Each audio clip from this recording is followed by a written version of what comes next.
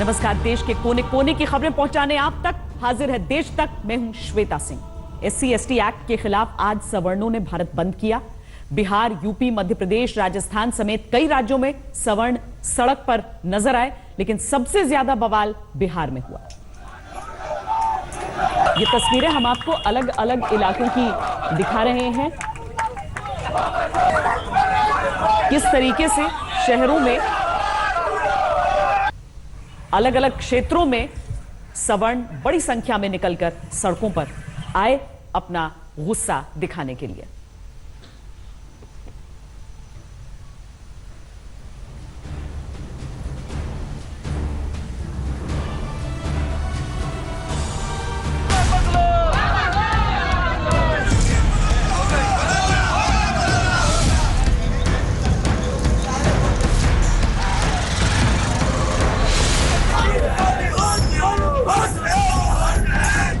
SC/ST act के खिलाफ बिहार में सवर्णों का गुस्सा कुछ इस तरह फूटा। सड़कों पर टायर जलाए गए, रेलवे इंजन पर चढ़कर रेल सेवा ठप करने की कोशिश की गई। शहर शहर रास्तों को जाम करने की कोशिश।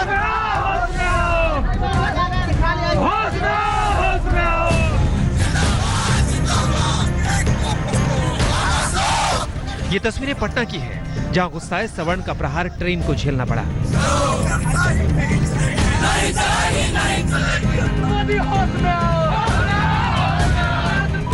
ये खगड़िया की तस्वीरें हैं, जहां रास्ता रोके खड़े सवर्ण आने जाने वालों पर अपना गुस्सा दिखा रहे हैं। ये देखिए कैसे जबरन बाइक की हवा निकाली जा रही है।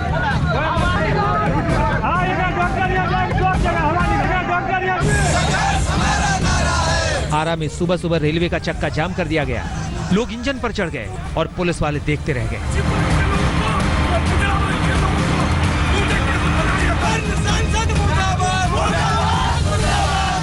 हाजीपुर में त्रिवेणीगंज के JDU विधायक की गाड़ी आंदोलनकारियों के बीच फंस गई। लोगों के गुस्से को देखते हुए विधायक को वापस लौटना पड़ा। पटना, जहानाबाद, आरा, नालंदा, बेगूसराय और हाजीपुर, ये भारत बंद के दौरान बिहार के 6 शहरों की तस्वीरें। सड़क से रेल और दुकानों से लेकर बाजार तक बंद का असर साफ नजर आया। ये जो माहौल है पूरे बिहार में देखने को मिल रहा है। पूरे जितने भी जिले हैं जहाँ से भी खबरें आ रही हैं, चाहे वो मुजफ्फरपुर हो, मोतिहारी हो, दरभंगा हो, सासाराम हो, कैमूर हो, आरा हो, गया हो, इन तमाम जगहों से इस तरह की विरोध प्रदर्शन की खबरें आ रही हैं। बिहार में तो भारत बंद के दौरान आक्रोश के शोले नजर आए, लेकिन कड़ी सुरक्षा की वजह से मध्य प्रदेश में तनावपूर्ण शांति बनी रही। ये तस्वीर ग्वालियर की है, जहां ड्रोन कैमरे से हालात पर नजर रखी जा रही थी। होशंगाबाद, झाबुआ, मुरैना, ग्वालियर, ये भारत बंद की मध्य प्रदेश के 6 शहरों की तस्वीर है। 2 अप्रैल को अनुसूचित जाति के भारत बंद के दौरान मध्य प्रदेश में ही ज्यादा हिंसा भड़की थी, लेकिन इस बार शहर शहर चौकसी साफ नजर आई। लेकिन बावजूद इसके बीजेपी नेताओं को विरोध की आंच झेलनी पड़ी। देवास, खरगोन, बंद का असर यूपी और राजस्थान के कई शहरों में भी देखा गया। ये प्रधानमंत्री नरेंद्र मोदी के संसदीय क्षेत्र वाराणसी की तस्वीर है, जहां नारायणपुर के पास NH2 पर लोगों ने चक्का जाम कर प्रदर्शन किया। ये यूपी और राजस्थान के 6 शहरों की तस्वीरें हैं। वाराणसी, कानपुर, नोएडा, प्रतापगढ़, झालावाड़ और धौलपुर। SC/ST एक्ट के खिलाफ गुस्सा दिखाते हुए कहीं बाजारें बंद रखी गई, तो कहीं सड़कों और रेलवे पर गुस्सा निकाला गया। मैं देश की जनता से एज ए FC चेयरमैन के नाते अपील करना चाहता हूं कि किसी तरह का संशोधन इसमें नहीं हुआ है। जो पहले एक्ट था उसी रूप में एक्ट आज है। आक्रोश के बीच बांदा से एक अच्छी तस्वीर भी सामने आई, जब जाम में फंसी एम्बुलेंस को प्रदर्शनकारियों ने रास्ता दिया। आज तक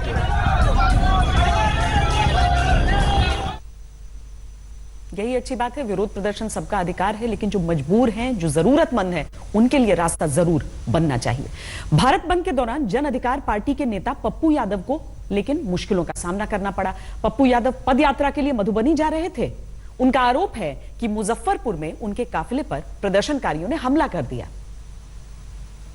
जाति पूछ के ऐसे नहीं किया जाता। हम जात पात कभी नहीं किए आज तक। मेरा 1.5 महीने से सर यात्रा था, हम लोगों ने कभी जात पात नहीं किया। हम पैर पकड़ते पकड़ते थक गए, लेकिन पीछे से सब जगह से बांटना शुरू कर दी। विरोधियों पर गरजने वाले बिहार के दबंग सांसद पप्पू यादव को इस तरह रोते बिलखते आपने पहले कभी नहीं देखा होगा। पप्पू यादव का आरोप है कि SC/ST एक्ट के खिलाफ भारत बंद के दौरान पदयात्रा के लिए मधुबनी जाते वक्त उनके काफिले पर मुजफ्फरपुर में हमला किया गया। हम पैर पकड़ते पकड़ते थक गए, लेकिन पीछे से सब जगह से बांटना शुरू कर दिया। हालांकि इससे पहले पप्पू यादव के काफिले को कई जगह बंद समर्थकों ने रास्ता भी दिया। एक जगह रास्ता देने के लिए प्रदर्शनकारियों से वो मिन्नत करते हुए भी नजर आए। मेरा सिर्फ रिक्वेस्ट है कि पद यात्रा है, मुझको जाने दो। 2 मिनट लगेगा, कोई गाड़ी नहीं है। हाथ जोड़ता हूँ, पद यात्रा है यार, मैं क्या कह सकता हूँ। भैया देखिए, हाथ जोड़ने की बात है, तो लोगों से रिक्वेस्ट किया तो खोल ही दिए ना। रिक्वेस्ट है, देखिए आज के दिन अगर बंदी है तो बंदी के दिन सर और लोगों ने नहीं मदद किया क्या? ये 1.5 महीना से प्रोग्राम है, अभी 2 दिन पहले हुआ है। लोकतंत्र में अपनी बात रखने के लिए हिंसा की जगह नहीं, लेकिन भीड़ में इतना विवेक कहाँ जो इस बात को समझ पाती। सुजीत कुमार झा, पटना, आज तक। धारा 377 पर आज सुप्रीम कोर्ट ने ऐतिहासिक फैसला सुनाया है। मुख्य न्यायाधीश दीपक मिश्रा की अगुवाई वाली सुप्रीम कोर्ट की संवैधानिक पीठ ने समलैंगिकता को कानूनी वैधता दे दी है। इसके अनुसार अब 2 वयस्कों के बीच समलैंगिक संबंध अपराध नहीं माना जाएगा।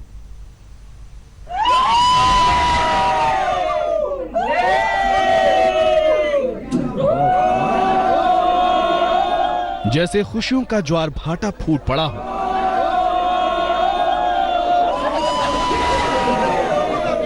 सालों से जिस यौन आजादी की लंबी लड़ाई लड़ी जा रही थी, उसमें जीत का मौका आया तो समलैंगिकों की बिरादरी झूम उठी। देश की सबसे बड़ी अदालत ने आज समलैंगिकता पर कानूनी बहस को हमेशा के लिए खत्म कर दिया। साफ साफ कह दिया, समलैंगिक संबंधों को अब अपराध नहीं माना जाएगा। सुप्रीम कोर्ट को इसके लिए अपना पुराना आदेश पलटने में भी गुरेज नहीं हुआ। चीफ जस्टिस की अध्यक्षता वाली 5 जजों की बेंच ने जो फैसला सुनाया, उसका निचोड़ ये रहा कि बंद कमरे में सहमति से संबंध अपराध नहीं माना जाएगा। समलैंगिक समुदाय को सम्मान से जीने का पूरा अधिकार है। समलैंगिक संबंध को अपराध की श्रेणी में रखना बेतुका। संवैधानिक लोकतांत्रिक व्यवस्था में परिवर्तन जरूरी है। जीवन का अधिकार मानवीय अधिकार है। इस अधिकार के बिना बाकी अधिकार बेमानी है। बहुत बहुत बड़ी खुशखबरी है। आज मैं अपने अधिकारों के लिए मैं आज समाज के सामने अपने आप को बोल सकती हूँ कि मैं ऐसा हूँ करके। Thank you so much supreme court. आज का दिन हमको दिवाली, पोंगल, हर एक फेस्टिवल का दिन है आज को। आज हम लोग भारत माता इंडिया के पब्लिक है बोल के हम बोल सकते हैं। ये एक बड़ी फतह है जिस पर समलैंगिकों की जमात पूरे जोश से जश्न मना रही है। ये एक बड़ा फैसला भी है जो राजनीति से परे है। केंद्र सरकार ने इस केस में कोई स्टैंड न लेकर खुद को किनारे रखा।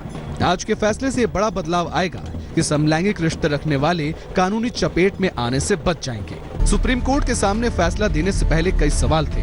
नैतिकता का सवाल था, प्राकृतिक और अप्राकृतिक यौन रिश्ते का सवाल था, असंवैधानिकता का सवाल था, लेकिन अदालत ने जीने के हक को सबसे ऊपर रखा। संजय शर्मा, दिल्ली, आज तक। भीमा कोरेगांव केस में सुप्रीम कोर्ट ने पुणे पुलिस को फटकार लगाई है। इस मामले से कोर्ट को अलग रहने की पुणे के असिस्टेंट पुलिस कमिश्नर की सलाह पर कोर्ट खास तौर पर नाराज नजर आई। कोर्ट ने कहा कि पुलिस अपने काम से काम रखे। हालांकि मामले की सुनवाई 12 सितंबर तक टाल दी गई।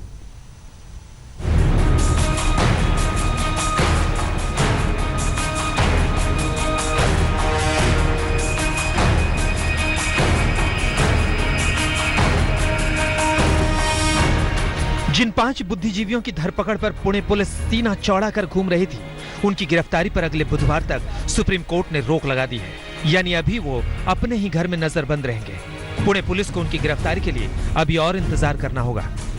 उसमें पॉइंट आउट किया गया कि वो एक्टिविस्ट जिनको इस वक्त हाउस अरेस्ट में रखा गया है, वो स्वयं अब कोर्ट के सामने आ चुके हैं। उन्होंने अपने लिखित स्टेटमेंट्स दाखिल कर दिए हैं। ये बात कोर्ट को बताई गई। कोर्ट ने उस बात को संतुष्टि दिखाई उस पर सुनकर। सुप्रीम कोर्ट में अब तक की सुनवाई से यह साफ होता जा रहा है कि पुणे पुलिस का दाव उल्टा पड़ गया है। पहले सुप्रीम कोर्ट ने गिरफ्तारी पर पाबंदी लगाकर नजरबंदी का आदेश दिया और आज तो सीधे सीधे पुणे के असिस्टेंट पुलिस कमिश्नर को फटकार लगा दी। सुप्रीम कोर्ट इस बात पर आग बबूला हो गई कि assistant police commissioner Tushar Mehta ने सुप्रीम कोर्ट को इस मामले में दखल न देने की सलाह कैसे दे दी। जस्टिस चंद्रचूड़ ने यह भी बोला कि भाई ये पुलिस कमिश्नर वगैरह कैसे ये प्रेस कॉन्फ्रेंस वगैरह होल्ड कर रहे हैं और ये कह रहे हैं कि सुप्रीम कोर्ट ने कैसे एंटरटेन कर लिया। ये तो बिल्कुल ही बेहूदी बात है, बिल्कुल ही गलत बात है। इस तरह से कैसे पुलिस कमिश्नर कह सकते हैं। दरअसल पुणे पुलिस लगातार प्रेस कॉन्फ्रेंस कर अपनी जांच को सही ठहरा रही है। वो मीडिया के सामने सबूत पेश कर रही है। ये साबित करने की कोशिश कर रही है कि जिन 5 बुद्धिजीवियों को दबोचा गया है वो सही मायने में नक्सलियों के हमदर्द हैं और देशद्रोही हैं। संजय शर्मा, दिल्ली, आज तक। तेलंगाना के सीएम चंद्रशेखर राव ने खेला है बड़ा सियासी दांव। चंद्रशेखर राव सरकार ने आज राज्यपाल से विधानसभा भंग करने की सिफारिश कर उन्होंने मुख्यमंत्री पद से इस्तीफा दे दिया। फिलहाल चुनाव तक चंद्रशेखर राव कार्यवाहक मुख्यमंत्री बने रहेंगे।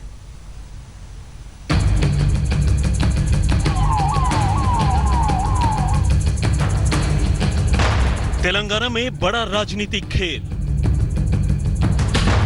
तेलंगाना विधानसभा भंग। सीएम चंद्रशेखर ने दिया इस्तीफा।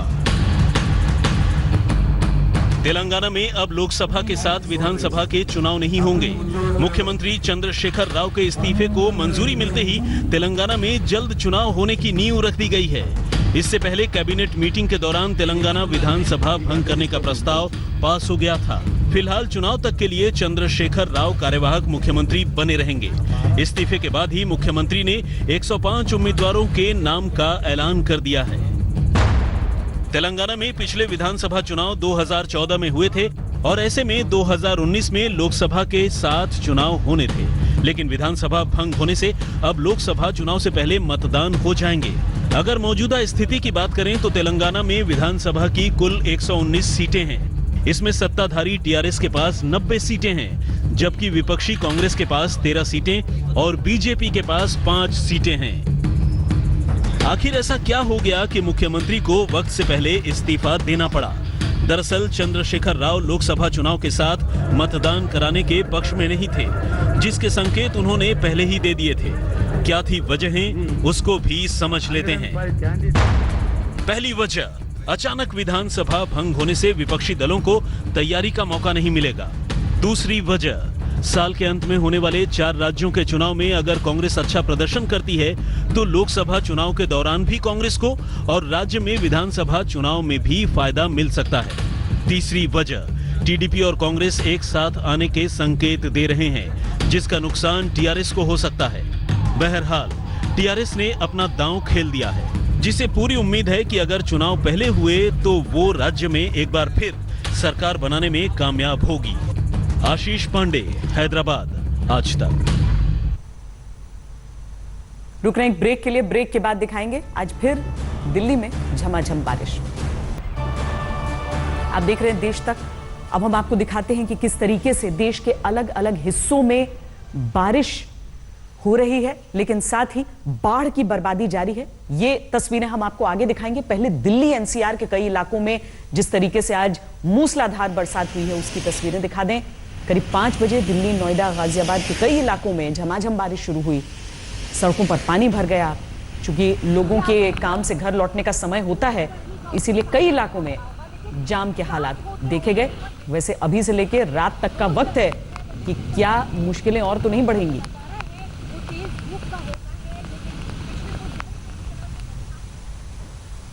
और अब आपको दिखाते हैं कि किस तरीके से बाढ़ और बारिश ने हजारों लोगों की जिंदगी पटरी से उतार दी। कहीं बच्चों की जिंदगी पर बनाई है जो स्कूल जाना चाहते हैं खतरे को मोल कर, कहीं पूरा का पूरा गांव भगवान से मना रहा है कि उसे पानी के प्रहार से मुक्ति मिल जाए बस। ये तस्वीरें बेहद हैरान करने वाली है। छोटे छोटे मासूम बच्चों से भरी ये बस सिस्टम की लापरवाही और बदइंतजामी का शिकार हो गई। बस में करीब 70 से 80 बच्चे सवार थे, लेकिन बस ड्राइवर को अंदाजा नहीं था कि इस अंडरपास में इतना पानी भरा होगा कि मासूम बच्चों की जिंदगी पर ही बन आएगी। ये तस्वीरें राजस्थान में सीकर के नीमका थाना के मावंडा बालाजी फाटक की है। जहां तेज बारिश के बाद स्कूल बस इस अंडरपास में फंस गई। आप देख सकते हैं कि इन बच्चों को बचाने के लिए सीढ़ियां तक लगानी पड़ गई। एक एक कर बच्चों को इन सीढ़ियों के सहारे बचाया गया। जरा सी चूक इन बच्चों की जिंदगी पर भारी पड़ सकती थी। गांव वालों का कहना है कि इस अंडरपास में भरने वाले पानी को लेकर कई बार शिकायत भी की गई, लेकिन प्रशासन ने इस ओर कोई ध्यान नहीं दिया। यहाँ न कोई नदी बहती है और न ही यहाँ कोई नाला था। एक चलती फिरती सड़क का ये हाल सिर्फ 12 घंटे की बारिश ने कर दिया है। एक बेहद व्यस्त सड़क अब जानलेवा बन गई है और कभी भी कोई भी हादसा हो सकता है। मध्य प्रदेश के रायसेन जिले में चारों तरफ सिर्फ और सिर्फ पानी ही नजर आ रहा है। लोग जान जोखिम में डालकर इस रास्ते को पार कर रहे हैं। वहीं निचली बस्तियों में भी पानी भर जाने से लोगों का जीवन दुभर हो गया है। रायसेन जिले के उदयपुरा, बरेली, सिलवानी, बेगमगंज और गैरतगंज समेत कई इलाकों में बाढ़ अपना जबरदस्त असर दिखा रही है। इन तस्वीरों को देखिए, यहाँ इंसान पानी में पूरा डूबा हुआ है ताकि वो अपनी मोटरसाइकिल को डूबने से बचा सके। यहाँ सिर्फ एक या दो नहीं बल्कि दर्जनों लोग इसी तरह अपनी मोटरसाइकिलें और दूसरा सामान लेकर किसी और जगह शिफ्ट हो रहे हैं। ये तस्वीरें यूपी के मुरादाबाद की हैं, जहाँ लोग ट्रैक्टर के ट्यूब में हवा भरने के बाद उसमें लकड़ी के तख्ते लगाकर अपना सामान दूसरी जगह शिफ्ट कर रहे हैं। यूपी के हरदोई में बारिश तो थम चुकी है, लेकिन पानी के तांडव ने जो निशान यहाँ छोड़े हैं वो साफ नजर आ रहे हैं। चारों तरफ सिर्फ और सिर्फ पानी है। हैरानी की बात यह है कि ये कोई बाढ़ग्रस्त इलाका नहीं है, बल्कि सिर्फ 7 घंटे की बारिश ने हरदोई के मल्लावा इलाके का ये हाल कर दिया है। आज तक ब्यूरो। वक्त एक ब्रेक का है। ब्रेक के बाद दिखाएंगे उत्तर प्रदेश के अमरोहा से आया गुंडई का एक वीडियो। आप देखते रहिए आज तक। उत्तर प्रदेश के अमरोहा से खुलेआम गुंडई का वीडियो सामने आया है। वीडियो अमरोहा जिले के हसनपुर इलाके के लुहारी भूट गांव की है, जहां रास्ते पर कब्जा कर बैठे एक दबंग की शिकायत जब एक ग्रामीण ने जिले के आला अफसरों से की, तो दबंग परिवार हथियार और लाठी डंडों से लैस होकर शिकायत करने वाले परिवार को धमकाने पहुंच गया। वीडियो में दबंगों की गुंडई साफ नजर आ रही है। छत से पूरा परिवार धमकी दे रहा है और इसमें महिलाएं भी शामिल हैं।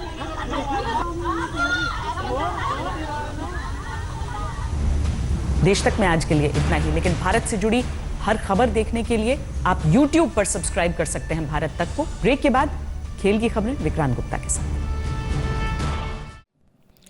लेटेस्ट खबरों के लिए यूं ही देखते रहिए आज तक और इस वीडियो के पसंद आने पर लाइक, शेयर एंड सब्सक्राइब करना ना भूलें।